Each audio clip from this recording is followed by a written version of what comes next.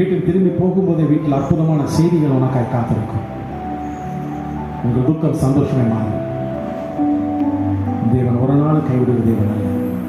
அது நம்முடைய நீதியின்படி அல்ல, நம்முடைய பரிசுத்தத்தின்படி அல்ல, அதனுடைய வார்த்தையில் உண்மை உள்ளது. சொன்னபடியே செய்வது அழைக்கிறார்.